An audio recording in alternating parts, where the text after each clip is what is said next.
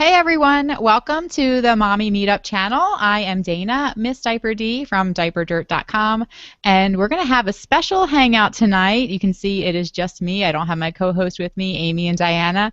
I am doing a hangout tonight with Crystal from Brought to You by Mom. We are going to be talking about media kits, and we are part of the Facebook group Blogma, or Blogging Mommy Meetups. This is actually the second Blogging Mommy Meetup hangout that I've done with sort of expert bloggers, but this sort of crosses over into YouTube land too. And we have questions from the Facebook group that we're going to address. But before we really get started, I just want Crystal to be able to get a chance to say hello and then tell us all where she's from. So go ahead, Crystal. Where can everybody go find you? Let us know. Definitely. Thanks, Dana. Hi, I'm Crystal from Brought to You by Mom. As Dana said, you can find me out my blog, which was basically where I started, was broughttoyoubymom.com. And then, of course, out on YouTube. I started my channel here just this last year, and that is also the Brought to You by Mom as well. And then I'm out on Twitter, Facebook, Google+, all that good places. And it's also just the whole Brought to You by Mom as well. So, and then the broughttoyoubymom.com, that's a great place to start to find me. And then, of course, we have our new design and everything launching here in a couple of weeks, and I'm really excited about that because you'll be able to watch my YouTube channel directly from there, link to me directly from there. It'll be awesome. So there you go. Perfect. Okay, and thanks so much for being here. And like I said, we're talking about media kits, which I am completely clueless about. I know a little bit about it. And when we asked for questions in the Facebook group, it was interesting because we did have a lot of people saying their first question was, what is a media kit? So I think Alyssa, she said, what is a media kit and why is it important? Also, Robin, she asked, what in the world is it and where do I start? So we're going to kind of just start there. But as we're going through the hangout and talking about media kits, if anyone has any questions, make sure to put those in the comments, and I'll try to read those off, and we'll try to address those too if we can, if we have time. And but we're gonna, and also in the Facebook group, I'll try to pop in there too. You can see the post in the Blogma Facebook group of where we have questions. But so first off, let's sort of address what is a media kit and why somebody might need one. So go ahead. No, definitely. A media kit is just basically, I know a couple people kind of mentioned it out in the group as well. It's just basically a resume of yourself and your brand or your blog, whatever you want to call it, whether it be a YouTube channel that you have, a blog that you have. And it's going to be basically your first impression. So to me, it's very important because it's a great way to be able to attract companies when they come to your site. A lot of times when companies are out there trolling and trying to find certain brands and networks and blogs to work with, they're looking for certain niches, certain demographics, certain people who have a reach of a type of audience. For example, if you have a dog food company, they're not going to necessarily recruit a blogger that doesn't talk about dog food or doesn't have a dog or have a pet. They're going to try to look for blogs that talk about that kind of thing or may have done a previous type of review. So if you have a media kit and it's able to be easily seen on your website, it directs them directly to that. They can go through all of the information that you have on there. It cuts out the middleman to where they're not emailing you and saying, hey, we're interested in doing a product review. What is your site like? And you respond back, oh, it's like this, and then you've wasted a bunch of time because it doesn't even work. So basically, without a media kit, the company might not really know whether or not you're a good fit or not, and they might actually go ahead and pass you over when really you were a good fit. So I think a media kit is important to really have to be able to be like so to speak, like a treat out there, a fishing line to kind of reel in those brands for you. Okay, that's a great explanation. And then the media kit, so we talked about how it's on your blog. So if it lives on your blog, then I know let's talk about YouTube as well. So if you are on YouTube and you don't have a blog, you can still have a media kit, right? So essentially it can be a file or it's a page on your blog. So structurally, what is it usually? Is it a file or so just usually what you're going to have is the actual page. Yeah, no, usually you're going to have like a PDF file type thing. So, I mean, you can create a media kit through like InDesign, even a Word document. I would recommend trying like a PowerPoint and even finding a template to maybe work with. And then from there, you're going to save it as a PDF, which you can do with pretty much any program these days. And you can upload it, of course, directly to your blog as well. Or you can even, if you just have a YouTube channel, you can even just use Google Docs or something like that and just upload the file. And that way people can at least get the link to it. Or, if if you're pitching directly to companies, you can just send them the file itself. So as long as you have it in a PDF file, that's normally the way you want to go. So that way people can easily open it, save it, print it, all that good stuff. Right, and I know on YouTube in the About section there's for business inquiries you can put your email address. Mm-hmm. So you have that email address in there for business inquiries. So essentially then if somebody were to email you saying, hey, do you do reviews or are you interested in this, you could then email them your media kit, correct? Right, yes. Yep, that'd be a really easy way. It's a really good quick snapshot for sure, I would say, for brands out there and for companies to just get a general idea of who you are, your stats, your demographics. Like I said, it just cuts out the middleman, so there's really no questions of who you are and what you can offer to these companies. Perfect. Okay, let's say hi to some people. I see some comments here. I see Angela Zorns is here. She said, I'm finally blogging. Super excited to hang out. So yay, I am Zorno. Thank you for being here, Angela. And then let's see, we got Wiggles and Company says, I almost forgot there was a hangout. Glad I remembered. So yay, we got Chantel here from Wee Michaud saying, hey ladies, I'm excited to take in all this information. And looks like we got Rachel here from Carly Nicole Elliott. And we got Tanisha Lynn is also here. Yay, can't wait for it to start. That was right before we began. All right, so thanks everybody for being here with us in the comments. All right, so the next question that we have is from Amy from Dreamflight 6000, and she said, should you include a picture of yourself in the media kit? Yes, definitely. I highly recommend it. I have one in mind. It's going to make you more personable, and that's something with media kits. You definitely want to be as personable as you can. The more, the better. Companies these days really want to put a face to the name. I know we've kind of talked about it out in some of the different communities about using your real name, having a picture, things like that. When it comes to specifically working with brands, because again, like I said, they want to put that face to a name, especially if they're interested in working with you or having you attend one of their conferences that they might have as like what they call a brand ambassador. So if you're going to be on the show floor at some of the different trade shows pitching these products, they want to know who you are. Are you personable? Are you, likable and things like that? I'm not saying you have to be some model or anything like that, but at the same exact time, they just want to see a face. Are you smiling? Are you friendly?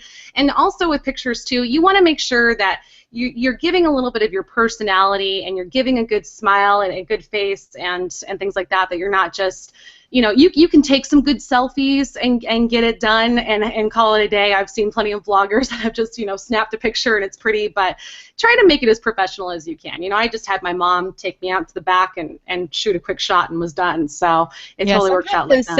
Those selfies on your phone can turn out really good nowadays. Yeah, they really. Diana from Being Mommy with Style, hers that she has up on her channel, she took with her phone, and it's actually a really good shot. And I thought she had gone for like a professional headshot, and she said she took it with her phone. Nice. So they can be, pretty good. You can do it. You definitely can. And I know a lot of times, like a lot of the experts that I've worked with in classes, they've recommended to try to take like either like a 3/4 shot where you're kind of from like the waist up. That's fine as long as you've got a nice background and you're really personable and you're not coming off like, or if you want to do like a headshot, those are great too. Either one is fine, just as long as it's not like you got, pudding down your face and there's laundry in the background. I know as moms that's hard to do, but making sure that you just have a nice background behind you or just a good facial shot is perfect. So. Yep. Good point. So let's talk about what is in your media kit. I don't know if this was actually specifically a question, but so we have our picture. How many pages do you think it should be? Is it 1 page, 3 pages? Does it have to be just one picture, or do you have multiple pictures in it? Right. Well, a lot of people do 1 page now, and I know a lot of it goes back and forth in the blog arena. Some will say yes, only do 1, just like if you were to present an actual resume to a company, they recommend only having 1 page. But these days people offer a lot of things in their media kits, like they'll offer ad space, they'll offer this is what I can do with you to work with you, this is how much, different types of pitches. So I would say don't go any more than 3. Make it 1 to 3 pages long and try to stick to as close to 1 as you can, but if you need 3, 3. I have a 3-pager right now. I'm working on trying to condense down, but it is what it is. And you can have multiple pictures. I definitely recommend to keep the first page to like your about area, where you're going to be talking about at the top about your blog. You're kind of pitching your niche. The bottom is more about you. So you have like kind of a short synopsis of, hey, this is what my blog is about. This is my niche. This is what I like to talk about. Then you have like your about me that's going to kind of share a little bit more of your personality. Always talk in third person as well, because you're selling yourself. Don't be like, hi, I'm Crystal and I love ponies. You know, I mean, try to talk in a third person like, you know, Crystal is the owner and author of Brought to You by Mom. She loves to focus on, you know, products that help families and da-da-da-da-da.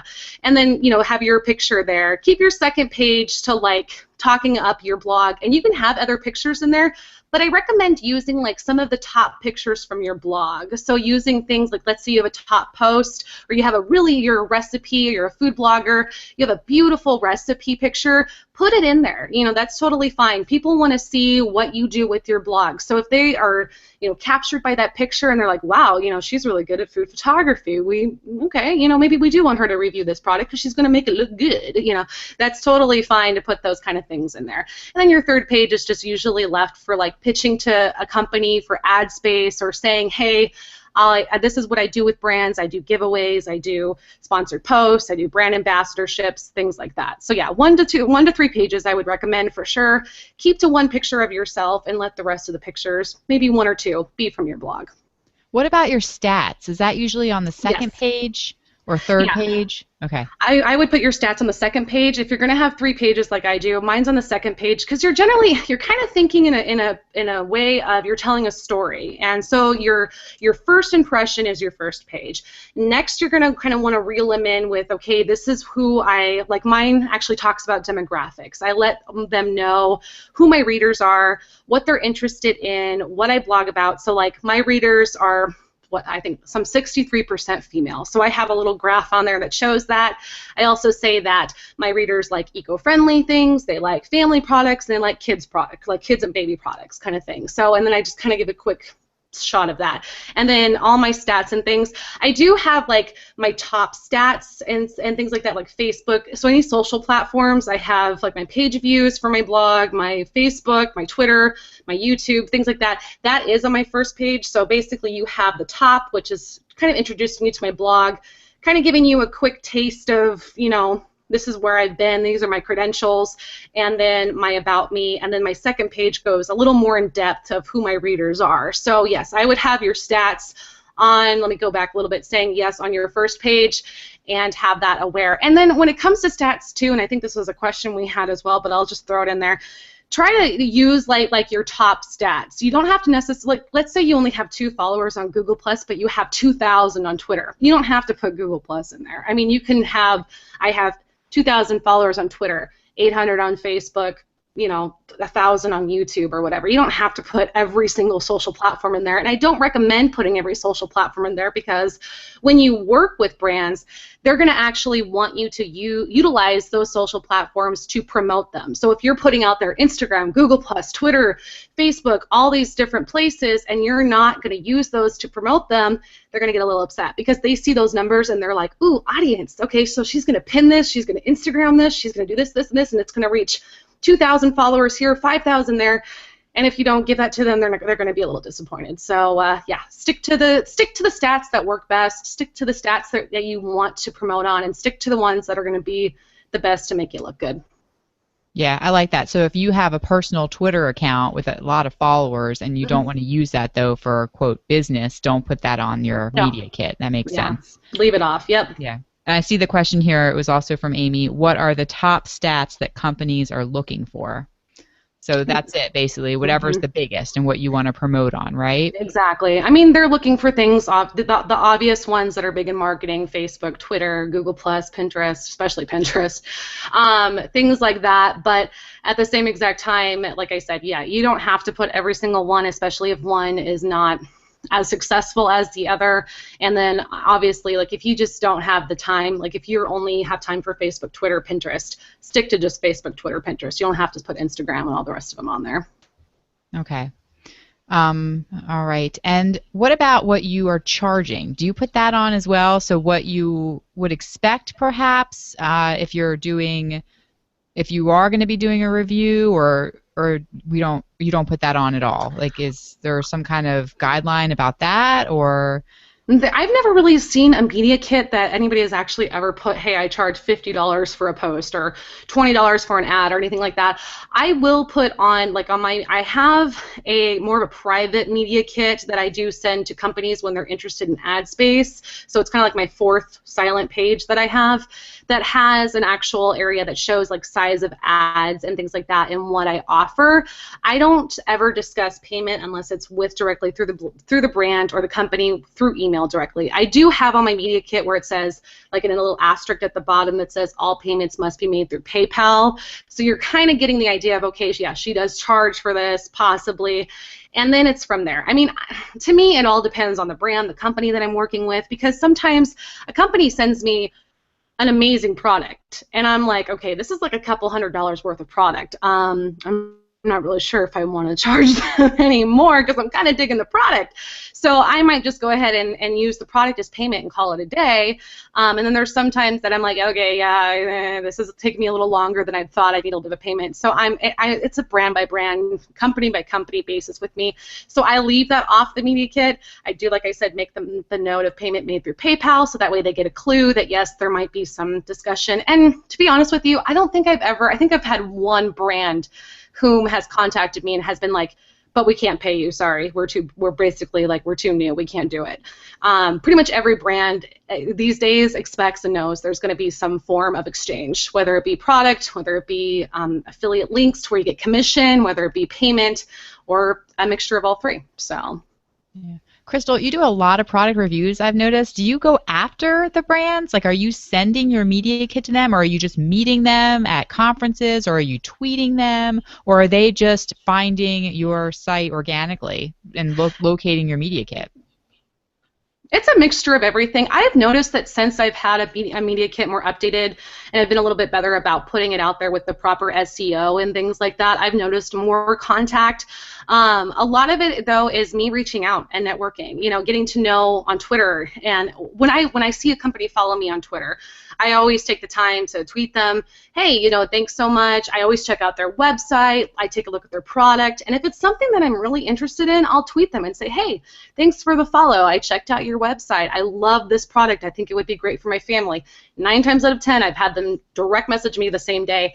Hey, we've actually considered, contacting you for a product review. Would you like to do one? Sure, here's my email. Let's chat, kind of thing. So, and I've even had the occasion where I've had, like I said, I've had a company follow me on Twitter. I check them out. I'll email them directly and say, hey, I'm interested in a product review. I checked out your product and your website, and I think it would be beneficial to my family because, and here's some information on my website. If you'd like to check out my attached media kit, it gives you all the information of my audience and my stats, yada, yada, and I hope to hear from you soon. Have a great day. And 9 times out of 10, I've had them contact back and say, hey, yeah, we'd love to work with you. You sound great, and a lot of times they are so enthralled with the YouTube blog mixture, which was like the biggest tip I've ever had in my life when I attended a social media conference of, if you're not on video or YouTube, get on it now. And they were right, because that's like the first thing all the companies say. Oh, you do video reviews too? Oh, we'd love to work with you, So I definitely, if you have a YouTube channel, push that out there too, because that tends to be the clincher, I think. But yeah, I would say it's a mixture. I've done a lot of face-to-face with conferences, and I love that because it's like an immediate connection, which is awesome. And then it's just getting out there. It's just looking at the product, showing general interest. I'm not saying go to every single booth or contact every single company, but if it's a company and a product that you're genuinely interested in and you want to try with your family, reach out, because this 90-some% of marketing is done through bloggers and YouTubers anymore for companies, and they are looking for this. And it doesn't matter how big or small you are. Some are interested in audiences and size and things like that, but a lot of times, you can even work with some great companies even being a smaller channel or a smaller blog. Yeah, I've done the emailing where I've emailed for cloth diaper reviews and then they've sent them to me, Mhm. and I didn't even attach or have any kind of media kit that I sent. I just said, Yeah. I was interested in this and were they interested in me, reviewing them, and then they sent them to me. But it's good to know that you actually attach the your media kit document and then also link it in the body of the email then for them to go look, or is that overkill? Do you link it or attach it? I just basically attach it. I've never really linked my media kit. I've kind of left that open for people to search for. I will say that since I have linked it, I have worked with larger companies than what I used to. Like I've been contacted by Leapfrog, I've been contacted by VTech. Totally not trying to name drop, but just to name a few that are larger companies that I never, and it's always their like marketing crew. So it's not even necessarily like the company directly that's contacting me. It's actually their marketing people that they hire to go out and look for these kind of things to work with. So and like I said, I worked with a lot of great companies, but when I started pumping out the media kit online, that's when things really started to like, whoa, okay, some larger companies contacting and wanting to work with me, which was cool. So I don't know. I can't say it definitely is the media kit or this, that, and the other, but I'm going to go with it because it seems to be working. So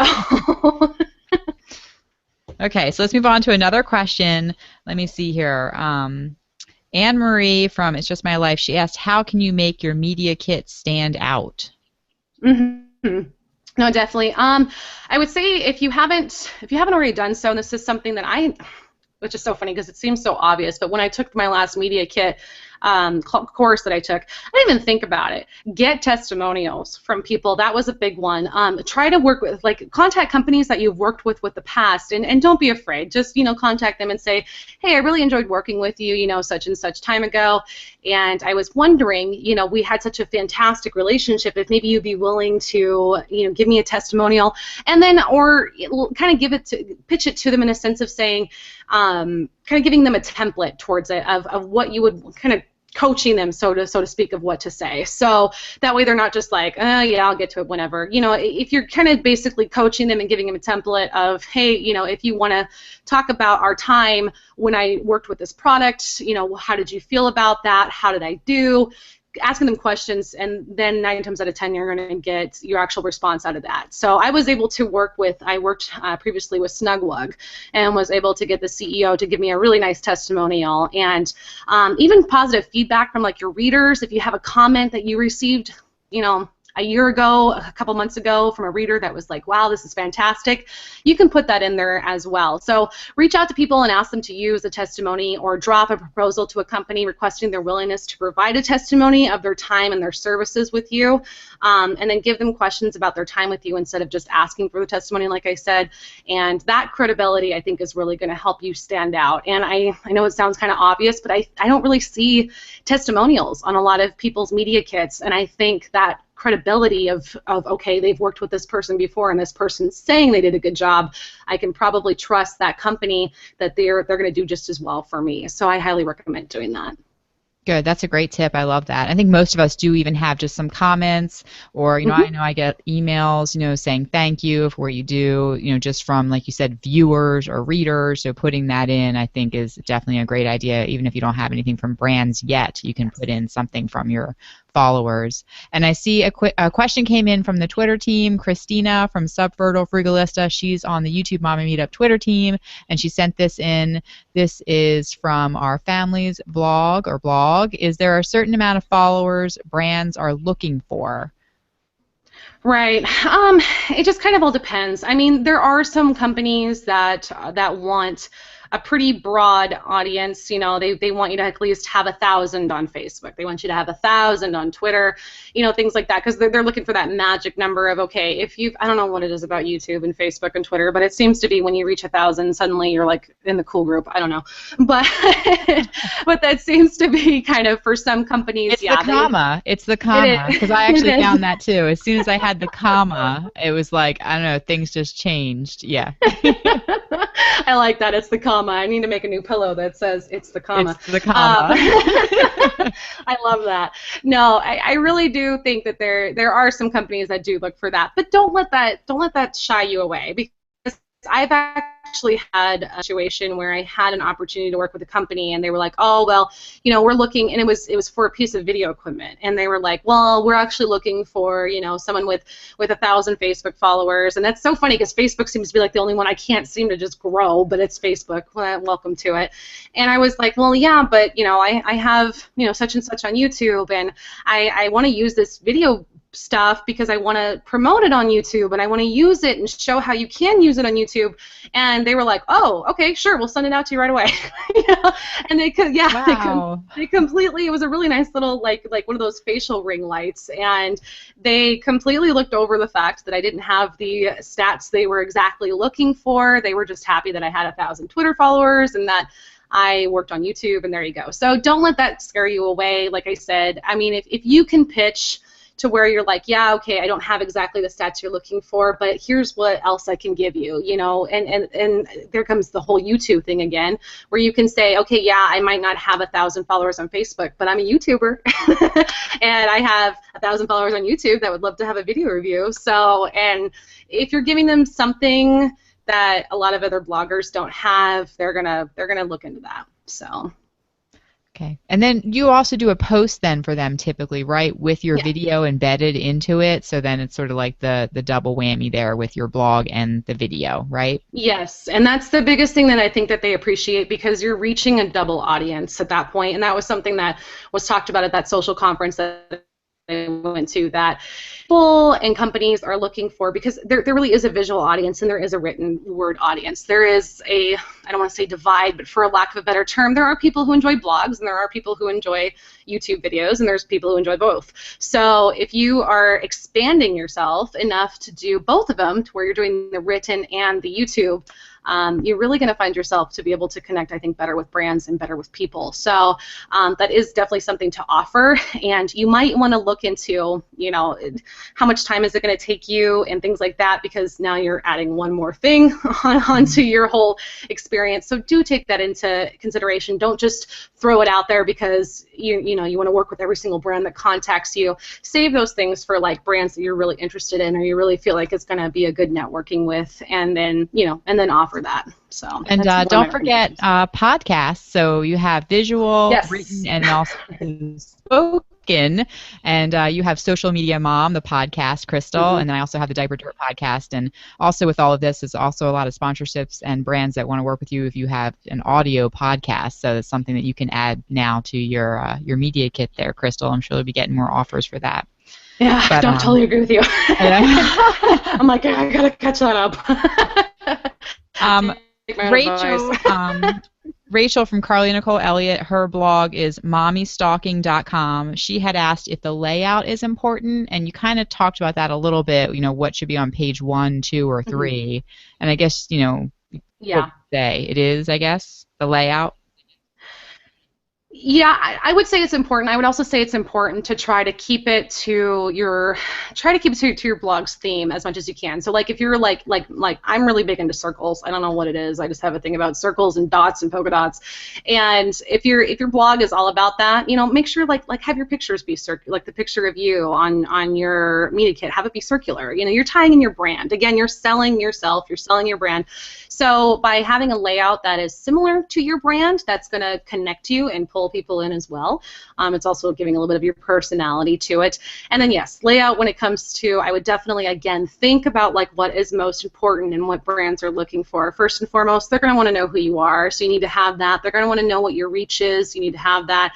Next, they're going to be interested in who your audience is, who's reading your stuff, is it even who they want, buying their stuff. So have that next. And then finally, you can leave that to, options of what you can offer them, ad space that you might want to sell, things like that, because that's usually like the last thing that they're going to talk about. So go with it in conversation. Like if you were to lay out an email, you would introduce yourself first, you would then pitch yourself, and then what you can offer the company and what they can pay for to get from you. Same thing with your media kit. Look at it as header, body, closing. Perfect. All right, I see Katie here from our family's log. She said, it's good to know that it doesn't always matter how big or small your blog is. It can be intimidating to reach out to companies. I Yes, agree. Katie. Yeah, can be. I agree. It took me, I think, like 2 years to finally be brave. have to do it. And people are always like, Crystal, go for it. And I'm like, I don't know. So, but after you do it a couple times, you kind of just get to a point of the worst they can say is no.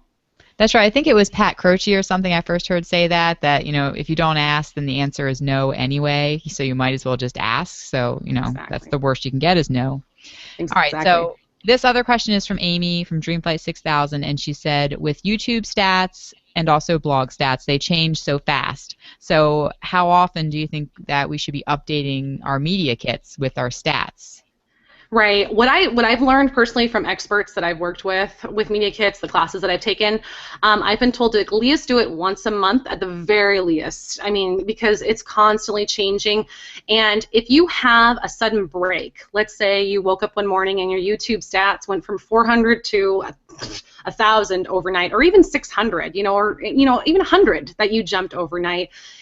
Update your media kit right that second. It's not going to matter. And if you're already working with other companies at that time, you don't have to send them a new media kit and say, oh my gosh, I jumped 100 subscribers today, just letting you know. No, they don't care. They're already working with you. They don't care whether you grow or shrink at that point. But if you have a significant jump, I would say within a couple days, definitely update your kit right away. Get that up there, because again, that's all part of your selling point. That's what companies want to see. So don't look at it as like you're bragging out there, or, oh my gosh, I'm updating my kit every single day. No, update it. Put yourself out there. It's okay. And if not, I definitely recommend, and I need to take my own advice with this, update at least once a month just to keep your stats up there, because like you guys, Amy even said, it is constantly changing. And I mean, it kind of, I will tell you, I work with Best Buy in an affiliate program with them, and one time, this happened like a month ago, I hadn't updated my stats with them for like 6 months, and I went back and just happened to stumble upon my stats.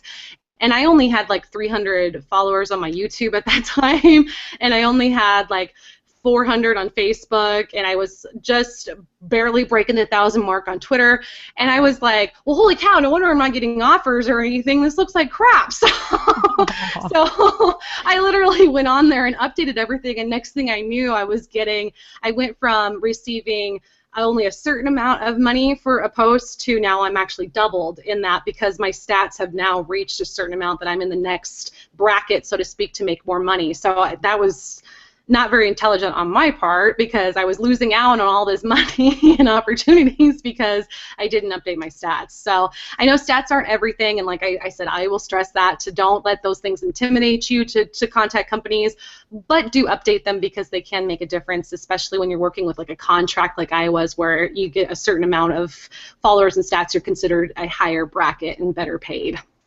Okay. Yeah, perfect. Everybody's got to start somewhere. So, get out Right. there and start, and obviously, but keep updating them as you grow. It's a good point. Yes.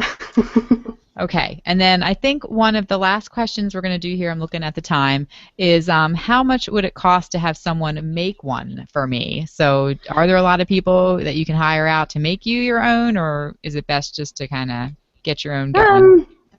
People will do it, and to be honest with you, I have seen people charge everywhere from a few hundred to quite a few thousand to actually make a media kit, because it's basically kind of like designing a web page, so to speak, but not like an extensive amount. So I would just recommend just doing it yourself as best as you can, and if not, do like I do. I've taken a few media kit courses in the past, and I even took one recently to brush up, and they're usually between $60 and $65, and the course is usually self-paced, and it'll run for about 2 weeks, and you'll have where they'll actually send you templates to work with, whether it be in PowerPoint or Adobe InDesign, and from there you can go ahead and they'll actually walk you through, like, step by step, like here's where you go to find your best stats, here's what you should be saying, here's what you should be putting in your media kit, and like I said, they'll basically hold your hand through the whole thing, so you won't even have to worry about it. So you're self-creating it, but they're kind of coaching you along. And the best part about that too is if you do it yourself and you learn how to update it, then you can go back and update it constantly. You're not going to mess up something. Or if you want to completely redo it in the future, let's say you completely change your niche, you're able to go in and redo all that stuff, and you don't have to contact somebody again and pay them again to redo it. So I would recommend that if you really want to have help, take a class. They're out there. A lot of blogging experts offer them, and then from there, just do it yourself the best you can. And your media kit, I mean, it can be pretty and everything else, but yeah, I mean, mine started out as a Word document, basically just as best as I could kind of thing. And I mean, yeah, you know, brands want to see it nicely put together, but I mean, it doesn't have to be some shining golden ticket and beacon of, oh, you know, it can be just a nice, well put together resume on Word. That's totally fine until you can get the money to take a course or be trained on it. I think just looking at examples of other ones that are out there, you know, yours, say, for example, Crystal, and then a couple, you know, just if you do that, then it kind of gives you an idea what they should look like, and then you can kind of do them yourself. And if you're going to have to be updating it every month anyway with your stats, it's like you might as well get really cozy with your media kit and kind of get in there yourself.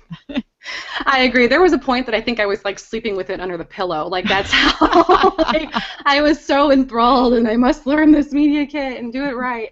So yeah, no, like you said, there's plenty of templates out there. Just Google it, Google Media Kit, and I mean, there's a lot of top bloggers out there that offer them on links. I mean, you go to some of the different ones and just look for the link that says Media Kit or PR or whatever, and it's going to take you right to them. There's plenty to work off of and get an idea of what you're looking for. Perfect. All right, well, before we wrap it up, I just want to highlight a couple comments here, and this one is the most important. It's from Crystal from Mom Adventures, who says, I love your YouTube pillow. I might have to give one away eventually. I like it too. It's burlap. It's burlap. It's my favorite. Very nice. I like it. And then it looks like 5 for 5 Meals said, such a great topic, ladies. Awesome. So a lot of good information on here. So, all right. So, Crystal, thank you so much for doing this. I think it was a really great overview, and I know I'm going to have to listen to it back, and I got to try to work on my own media kit.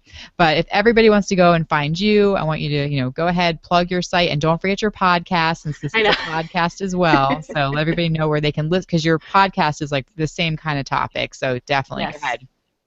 Definitely. No, for sure. I mean, like I was saying before, you can always find me out on my blog at broughttoyoubymom.com. I'm out on YouTube as well. It's Brought to You by Mom, all the social platforms, all that good jazz. But I, like Dana said, most importantly, especially in this topic, I do have a podcast that I've started to do weekly, and I feel like it's just kind of now rolling and feeling good. Social Media Mom Talk. You can find me on Stitcher. You can find me on iTunes. Trying to say YouTube at the same time. Close enough. My new network. No, I'm just kidding. iTunes. And yes, so Social Media Mom Talk, you can also find it out on socialmediamomtalk.com. And yes, every single week we talk about these kind of topics. And if you guys have further questions, I'm more than happy to try to help you out. And, you know, maybe I'll have to do another podcast on that as well. So I'm more than happy to answer questions about blogging, YouTubing, social media life, you name it. And there you go. Perfect. All right. And you can find Crystal and I both in the Blogging Mommy Meetup Facebook group. And you can find me at the Diaper Dirt podcast and also on the Diaper Dirt channel on YouTube. And this is the YouTube Mommy Meetup channel where we do live hangouts every other week. And usually they are with YouTube moms. We have about 5 of us here. But I think we're going to do these occasional blogging special hangouts because I think they're kind of fun. And I know for me, they're helping me to learn a lot to help improve my own blog.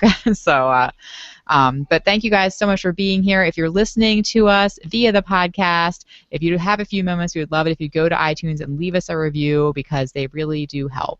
And we appreciate everybody who's listening, everybody who participated here in the comments, and everybody who sent in the questions. And we'll see you guys in the next hangout. All right? Bye. Awesome.